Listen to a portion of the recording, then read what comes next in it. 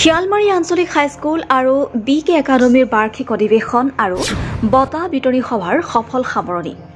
উক্ত বাৰ্ষিক অধিৱেশনখনত ছাত্ৰ-ছাত্ৰীসকলৰ বিভিন্ন ধৰণৰ প্ৰতিভা, নৃত্য, গীত, নাট আদি চাবলৈ লোকে লোকাৰণ্য হৈ পৰে।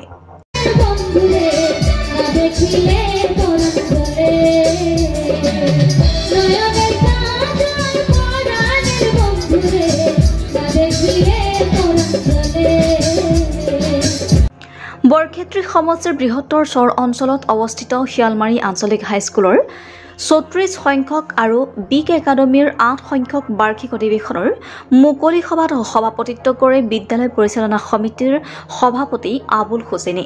ছাত্ৰ-ছাত্ৰীৰ শৈক্ষিক, সামাজিক, সাংস্কৃতিক দিশ উন্নত কৰাৰ উদ্দেশ্যেৰে আৰু তেওঁলোকৰ মাজত লুকাই থকা বিভিন্ন ধৰণৰ প্ৰতিভাসমূহ ৰাইজৰ মাজত প্ৰদৰ্শন কৰিবলৈ দিনজোৰা বৰ্ণাঢ্য কাৰ্যসূচীৰে অনুষ্ঠিত হয় বাৰ্ষিক অধিৱেশন আৰু বঁটা বিতৰণী সভা। 2023-24 বৰ্ষৰ হাইস্কুল শিক্ষান্ত আৰু উচ্চতৰ মাধ্যমিকৰ চূড়ান্ত পৰীক্ষাত উত্তীৰ্ণ হোৱা কৃতি ছাত্ৰ-ছাত্ৰীসকলক এখনকৈ কিতাপ আৰু ফুলাম গামোচাৰে সম্বৰ্ধনা জ্ঞাপন কৰে। বাৰ্ষিক অধিৱেশনৰ মুখ্য অতিথি হিচাপে উপস্থিত থাকি বৰক্ষেত্ৰী সমষ্টিৰ বিধায়ক দিগন্ত বৰ্মনে 2023-24 বিত্তীয় বৰ্ষৰ বিধায়ক পুঁজিৰ 2,50,000 টকা ব্যয় সাপেক্ষে শিয়ালমাৰী আঞ্চলিক হাইস্কুলৰ কাৰ্যালয় গৃহ নিৰ্মাণৰ আঁচনিখন শুভোদ্বোধন কৰে। সভাখনত উপস্থিত থকা অতিথিসকলক একোখনকৈ অসমৰ স্বাভিমান ফুলাম গামোচাৰে সম্বৰ্ধনা জনায় বিদ্যালয় কৰ্তৃপক্ষই।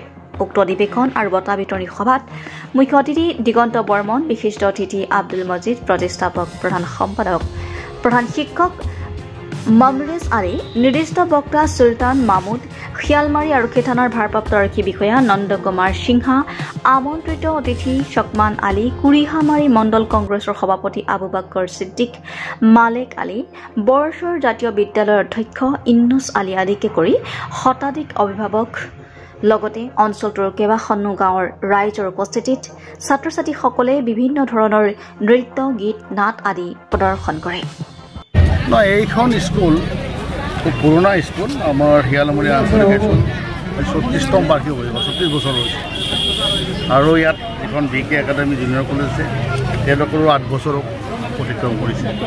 আৰু যোৱা স্কুলখনৰ আগৰ যিটো ঠাই আছিলে সেই ঠাইটো গৰাখহনীয়াত যাই গ'ল ব্ৰহ্মপুত্ৰ, আৰু তেওঁলোকে ইয়াত উপায়ন্ত হৈ পেলাই মোৰ হাত চাপিছিলে। আৰু মই খুব কম পইচা, তথাপিও মোৰ যিখিনি এখন বিধায়ক কৰি আছে মই 1,00,000 টকা তেওঁলোকক দিছিলোঁ আৰু কামখিনি গোটেইখিনি কৰিছিল তেওঁলোকে। আৰু অন্ততঃ ল'ৰা ছোৱালীখিনি পঢ়াৰ ব্যৱস্থাখিনি কৰিব পাৰি, টেম্পৰাৰী, পাৰ্মানেণ্ট নহয়। গতিকে সেইখিনি মই দিছোঁ। তাৰ উপৰিও এইখন স্কুল এটা হ'ল এটা অপ্ৰাদেশিক স্কুল, আৰু এই শিক্ষকখিনিৰ ওপৰত আমি বেছি জোৰ দিব নোৱাৰোঁ। আৰু তেওঁলোকে প্ৰায় বিনা বেতন, অলপ কিবা সামান্য মাননি কৰাটো বাদ দিয়ক, প্ৰায় বিনা বেতনে তেওঁলোকে ল'ৰা ছোৱালী শিক্ষাদান কৰি আছে। গতিকে আমি তেওঁলোকৰ কথাও চিন্তা কৰিব লাগিব। সেইকাৰণে আমি তেওঁলোকৰ যিখিনি সমস্যা বা স্কুলখন প্ৰাদেশিকৰণ কৰাৰ ক্ষেত্ৰত যিখিনি আগভাগ ল'বলৈ সেইখিনি মই লৈ আছোঁ, বিধানসভাতো কৈছোঁ, অহাবাৰ এইবাৰ বাজেট ছেচনত মই কৰিম। তাৰ উপৰিও মই অন্যান্য ক্ষেত্ৰত চৰ অঞ্চলৰ যিখিনি শিক্ষানুষ্ঠান আছে সেইখিনি ক্ষেত্ৰত আপোনালোকে জানে যে আমাৰ চৰ অঞ্চলত যিমানে আমি কনষ্ট্ৰাকশ্যন নকৰোঁ, যদি ব্ৰহ্মপুত্ৰৰ গতিপথ সলাই তেতিয়া আমি তাক ৰাখিব নোৱাৰোঁ। আৰু যদি গতিপথ সলাই পেলাই একেবাৰে চাইনাৰ হোৱাংহো নদীৰ নিচিনা কৰিবলগীয়া হয়, তেতিয়া এটা গভমেণ্টৰ পিনে বহুত হাজাৰ কোটি টকাৰ প্ৰজেক্টৰ কথা আহিব। এইটো আমাৰ ফালৰ পৰা নহ'ব। আমি ইয়াত যেনেকৈ আছোঁ, ইয়াৰ মাজতে আমি কেনেকৈ অলপ মানুহখিনিক সকাহ দিব পাৰোঁ তাৰ আমি চেষ্টা কৰিব লাগিব। আৰু সমস্যা আছে যে যোৱা মোৰ সময়খিনিত মোৰ যিখিনি পঞ্চায়ত আছিল, পঞ্চায়তখিনিয়ে মোৰ পৰা গুচি গৈছিলে, যদিও কংগ্ৰেছৰ পৰাই জয়ী হৈছিলে। গোটেইখিনি কংগ্ৰেছৰ পৰা আঁতৰি গ'ল, তেওঁলোকে অন্য দলত যোগদান কৰিলে। গতিকে মোৰ সেই ক্ষমতাটো নাইকিয়া হৈ গ'ল। সমস্যা বহুতখিনি আছে। গতিকে চৰকাৰখনৰ বিৰোধী বিধায়ক হিচাপে আগৰ চৰকাৰৰ দিনত মহম্মদ পিতৃহঁতৰ দিনত বিৰোধী দলৰ বিধায়কক যিটো ধৰণে চাইছিলে সেইটো এইবাৰ চৰকাৰে চোৱা নাই।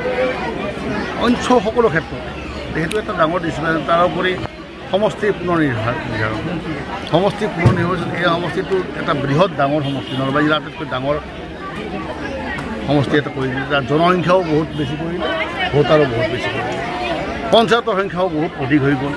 গতিকে পুৰণাখিনি মোক মই পুনৰখিনি ভোট দিছিলোঁ মই তেওঁলোকৰ বিধায়ক নতুনখিনিও আছে তো এটা এৰাব নোৱাৰা অৱস্থা বৃহৎ ডাঙৰ এটা সমষ্টিৰ দিগদাৰী হৈছে তথাপিও তাৰে মাজতে আমি কোনোবাই কিবা কৰিলে বুলি আমি যুদ্ধ নকৰাকৈ নাথাকোঁ যুদ্ধ কৰিম আমি গতিকে আমি লাগি আছোঁ হয়তো অলপ সময় ল'ব মই নিশ্চিতভাৱে ৰাইজে কথাখিনি বুজি উঠিছে যিভাৱে কামবিলাক এইখন চৰকাৰে কৰি আছে ৰাইজৰ ইতিমধ্যে জ্ঞাত আৰু সদায় এনেকুৱা নচলে সমষ্টিৰ চৰ অঞ্চলত যিখিনি অনুষ্ঠান কৰিছোঁ ৰাজহুৱা কংগ্ৰেছ চৰকাৰে কৰিছে যিমানকেইখন স্কুল প্ৰভিঞ্চিয়েলাইজ ভূমিধৰ্মৰ দিনত কংগ্ৰেছ চৰকাৰে কৰিছিল মেডিকেল গোটেইখিনি ৰিভাৰাইন হস্পিটেলৰ পৰা আদি কৰি থাৰ্ড ইভেল হস্পিটেলৰ পৰা আদি কৰি যিমান আৰু শেহতীয়াভাৱে যি কেইবাটাও চেণ্টাৰ ময়ো কৰিছোঁ আমি কৰিছোঁ কোনো বেলেগ চৰকাৰে আজিলৈ কোনো বিধেয়কে কোৱা নাই মেট্ৰিক চৰকাৰ এতিয়া হায়াৰ ছেকেণ্ডেৰী এটা চেণ্টাৰ দিয়াৰ কাৰণে মই লাগি আছোঁ এবাৰ মই প্ৰৱৰ্তন দিছোঁ যিমানখিনি কৰিছোঁ আমি কৰিছোঁ কোনে কৰা নাই আৰু যদি কোনোবাই কৰিছে ইয়াতে